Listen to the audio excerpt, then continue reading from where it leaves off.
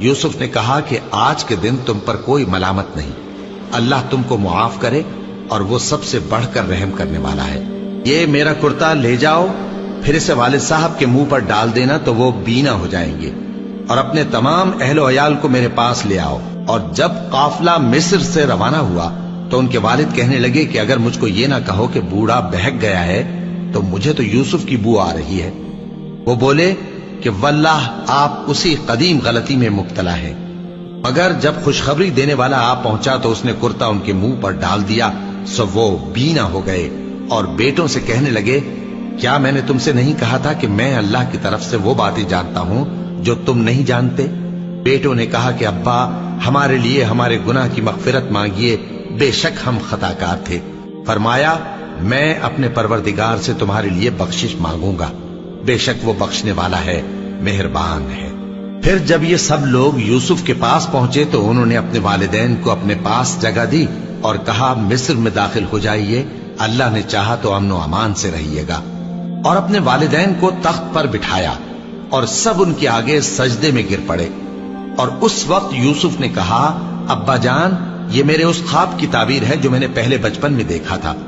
میرے پروردگار نے اسے سچ کر دیا اور اس نے مجھ پر بہت سے احسان کیے ہیں کہ مجھ کو قید خانے سے نکالا، اور اس کے بعد کہ شیطان نے مجھ میں اور میرے بھائیوں میں فساد ڈال دیا تھا آپ کو گاؤں سے یہاں لایا۔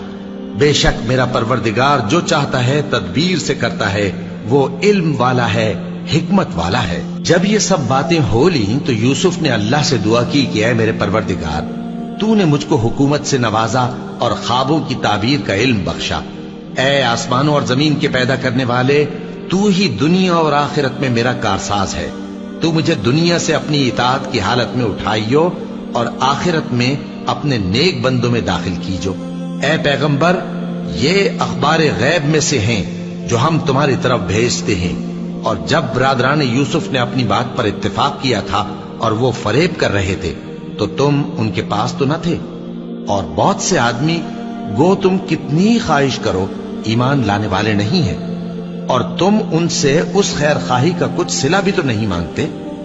یہ قرآن اور کچھ نہیں تمام جہانوں کے لیے نصیحت ہے، اور آسمان و زمین میں بہت سی نشانیاں ہیں جن پر سے یہ گزرتے ہیں اور ان کو نظر انداز کر دیتے ہیں، اور یہ اکثر اللہ پر ایمان نہیں رکھتے مگر اس کے ساتھ شرک بھی کرتے ہیں۔ تو کیا یہ اس بات سے بے خوف ہیں کہ ان پر اللہ کا عذاب نازل ہو کر ان کو ڈھانپ لے، یا ان پر ناگہاں قیامت آ جائے اور انہیں خبر بھی نہ ہو؟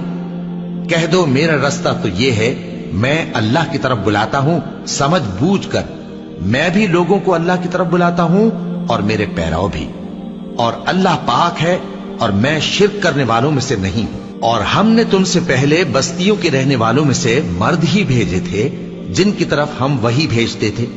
کیا ان لوگوں نے ملک میں سیر و سیاحت نہیں کی کہ دیکھ لیتے کہ جو لوگ ان سے پہلے تھے ان کا انجام کیا ہوا؟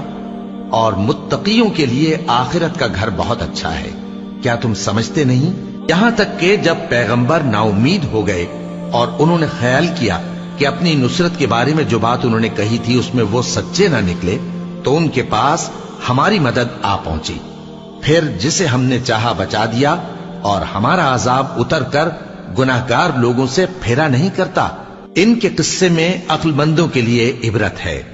یہ قرآن ایسی بات نہیں ہے جو اپنے دل سے بنائی گئی ہو، بلکہ جو کتابیں اس سے پہلے نازل ہوئی ہیں ان کی تصدیق کرنے والا ہے اور ہر چیز کی تفصیل کرنے والا، اور مومنوں کے لیے ہدایت اور رحمت ہے۔